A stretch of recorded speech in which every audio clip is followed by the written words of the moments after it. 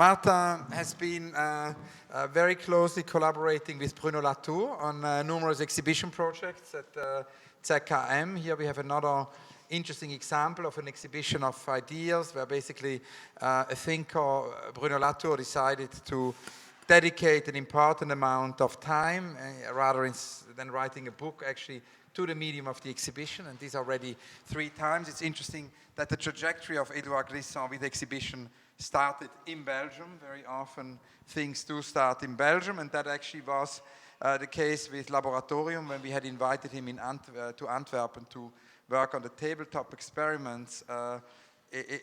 Basically Bruno Latour developed a whole series of experiments in public. He worked with Isabelle Stengers, he worked with Peter Gallison, he worked with Caroline Jones, he worked with Panamarenko, different artists and scientists to do an experiment in public.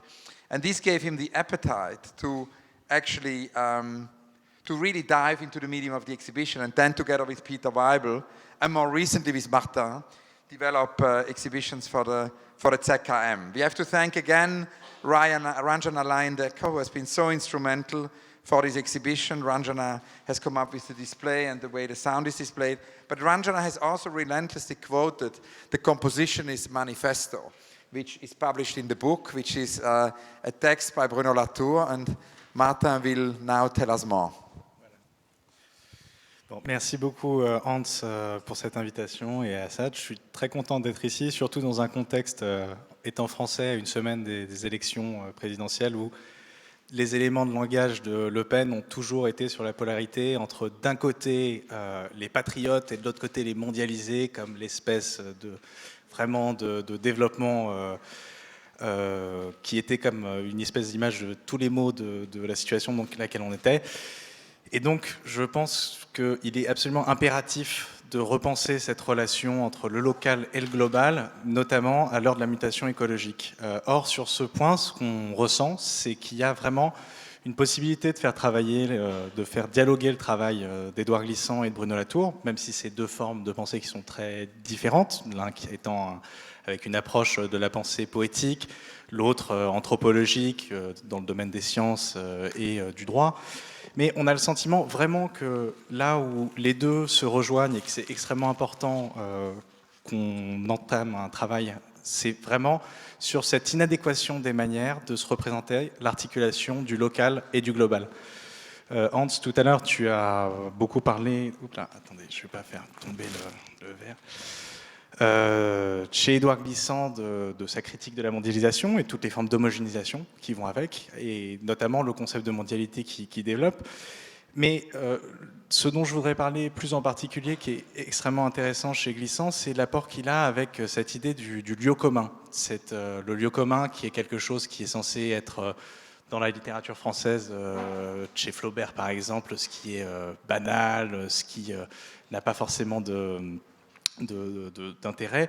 Edouard Glissant lui donne toute une nouvelle saveur avec une définition qui est multiple, mais dans laquelle il définit une forme d'expérience partagée à 2 points qui soient opposés. Et donc il dit par exemple combien de personnes en même temps, sous des auspices contraires, pensent les mêmes choses, pensent les mêmes questions. Tout est dans tout, sans s'y confondre par la force. Vous pouvez supposer une idée, ils la reprennent goulûment, elle est à eux. Ils la proclament, ils s'en réclament, c'est ce qui désigne le lieu commun. Il ramèute mieux qu'aucun système d'idées nos imaginaires. Donc ça, c'est dans le traité du tout-monde. Et ce qu'on voit qui est vraiment intéressant là, c'est une manière de penser cette articulation entre des lieux qui sont disparses, qui sont dispersés, et en même temps penser une forme de lien plutôt qu'une forme de séparation. Évidemment, chez Glissant, on a une méfiance énorme de l'universalisme. Universalisme, il qualifiait ça d'une erreur fondamentale de la pensée européenne, parce qu'il l'aperçoit comme, et à raison, comme le véhicule de valeurs particulières. Il dit par exemple qu'on parle de fraternité, mais on parle de fraternité comme étant une valeur qui doit s'appliquer à tout le monde, alors que c'est un contexte extrêmement précis, qui est celui du contexte français, qui essaie de s'exporter, enfin d'ailleurs qui n'essaye pas, qui s'exporte par des principes, par des méthodes coloniales. Et donc, il en arrivait à la conclusion que l'universel n'est pas compatible avec la multiplicité, qu'il n'y a pas et là je le cite, il n'y a pas d'universel là où il y a la notion de poly, que ce soit la polythésie, la polyconnaissance, la polyoration. Donc, cette réarticulation entre local et global n'est pas simplement importante en relation avec tous les phénomènes d'échange culturel, ça l'est aussi quand on essaye de penser la mutation écologique. Et là encore, Glissant a beaucoup à apprendre à la pensée écologique aujourd'hui. Mais maintenant, je vais plus parler du travail de Latour et de Sloterdijk. Quand on parle d'écologie, là je suis sûr que la plupart des personnes dans cette salle ont en tête l'image d'une planète bleue. C'est la première image qu'on a, cette vue globale qui va vraiment de pair avec la notion de globalisation. Ces deux termes, ça c'est une évidence. Et quand on regarde d'où vient cette image, qui est vraiment déployée au public, divulguée au public à partir de 68 avec le Whole Earth Catalogue, on a cette vue extrêmement belle d'une planète bleue qui ressemble à un espèce de marbre bleuté, de blue marble, et qui correspond complètement historiquement à la naissance de la conscience écologique. On a cette espèce d'appel à un habitacle commun qui soit le plus grand cadre de l'action humaine possible, et du coup qui appelle à une forme qui nous appelle à une forme d'unité à laquelle on devrait se soumettre, une espèce d'autorité supérieure. Sauf que, en fait, cette image du globe, elle est assez problématique si on essaye de la mobiliser pour une action politique. Pourquoi ? Parce que, d'abord, l'image du globe, c'est vraiment la représentation d'un point de vue qui est extrêmement lointain, qui est extrêmement distant.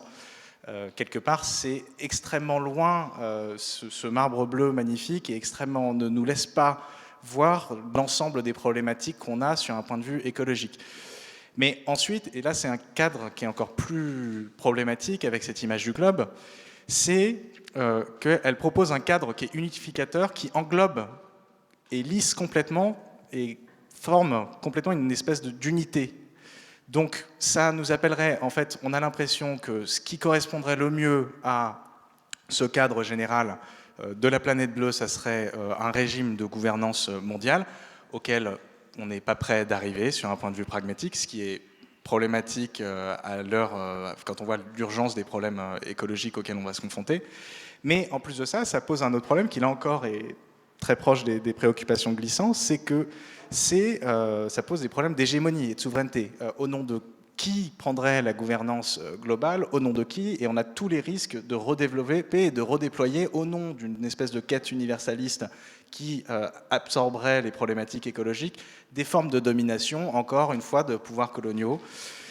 Donc, le modèle qui est développé et qui est particulièrement pertinent dans ce contexte-là par Latour et les sociologues qui le suivent et les artistes qui le suivent, c'est cette idée que finalement, en pensant le global comme une entité complète, on a tendance à mettre notre attention au mauvais endroit. Parce qu'on peut très bien percevoir un phénomène global comme étant toujours local, c'est-à-dire en étant toujours une multiplicité de points locaux qui se déplacent quelque part. Avoir une vision dynamique du monde, ça c'est évidemment un impératif, mais par contre, sauter tout de suite à une espèce d'échelle qui soit globale, ça peut réellement poser un problème. L'articulation entre le local et le global pose forcément la question de l'échelle. Et l'échelle, à la mutation, les échelles nous permettent d'observer différents phénomènes et donc différents types de données à différents niveaux. Et la politique a eu tendance à s'organiser. La politique, là j'ai vraiment la définition la plus classique, la politique étatique a eu tendance à l'organiser en fonction de différentes échelles, en mettant donc les problèmes, certains problèmes se règlent à une échelle internationale, d'autres nationales, d'autres régionales. Mais ce qui apparaît avec les problématiques écologiques, c'est qu'elles n'obéissent en aucun cas à cette espèce de hiérarchie des échelles qui avait été définie par les États-nations. On pense à une sécheresse ne va pas s'arrêter aux limites d'un pays. Donc il y a vraiment cette nécessité de réinventer un cadre pour une politique qui soit adéquate. Hans a parlé de cette exposition qu'on avait faite au ZKM. L'un des enjeux qui avait été vraiment important de développer, c'était de montrer comment est-ce qu'une entité qui n'était pas celle d'un État-nation avait pu se développer, déployer son territoire sur différents endroits, et donc on avait proposé à la Territorial Agency de déployer, à partir des données qu'ils avaient récupérées de Greenpeace, des grandes images qui montraient l'empreinte d'un réseau du pétrole dans un territoire et son impact. Ce qui était intéressant avec ces immenses panneaux d'aluminium qui nous montraient des territoires dans lesquels l'industrie pétrolière s'insérait, que ce soit en Alaska, que ce soit au Texas, à chaque fois, ils montraient comment est-ce que ou bien la déforestation s'opérait, ou bien comment est-ce que des fossés comment est-ce que des puits pétroliers étaient créés, des formes d'empreintes, d'emprise sur le sol. Et du coup, il nous permettait de voir comment est-ce qu'une entité, comme une industrie, déployait son territoire. Donc, l'un des points qui, je pense, est particulièrement important à développer si on veut arriver à une représentation des territoires à l'heure de la mutation écologique, c'est de développer un point de vue qui ne soit pas forcément externe, qui ne soit pas forcément à l'extérieur du monde, comme le serait la planète bleue dont on parlait tout à l'heure, mais qui soit dedans. Et là, il y a tout un travail qui est à faire, vraiment de se rendre compte de cette très fine surface dans laquelle on se trouve, qui mesure que quelques kilomètres de haut et que quelques kilomètres de bas, cette très fine enveloppe dans laquelle la vie peut se constituer. Donc les scientifiques l'appellent la zone critique. Et c'est donc finalement par rapport à cette espèce d'idée d'unité complètement lissée, d'homogénéisation, cette zone est complètement hétéroclite, hétérogène.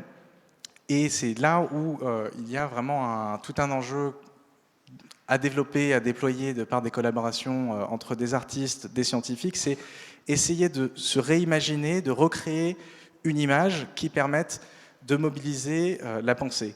Donc qui ne soit pas en dehors du monde, mais qui soit dedans, qui ne considère pas qui ne saute pas tout de suite à une échelle globale, qui ne nous permet pas de saisir toute la complexité des enjeux qui sont tous interconnectés, mais qui ne réagissent pas forcément, qui n'obéissent pas forcément à des formes de hiérarchie qui sont définies comme l'ont fait les États-nations et la politique des États-nations jusque maintenant. Et je pense que le travail d'Édouard Glissant et toute sa pensée sur la connexion des différentes parties, des territoires, et tout le travail qu'il a fait sur la lutte de l'homogénéisation sont particulièrement importants dans ce contexte comme un outil qui nous permette de penser la connexion et pas l'homogénéisation. Je voulais te demander de nous parler peut-être un peu du lien au texte qu'on a dans le catalogue, le manifeste compositionniste et Glissant. Alors, je pense que là-dessus, on a quelque chose qui peut...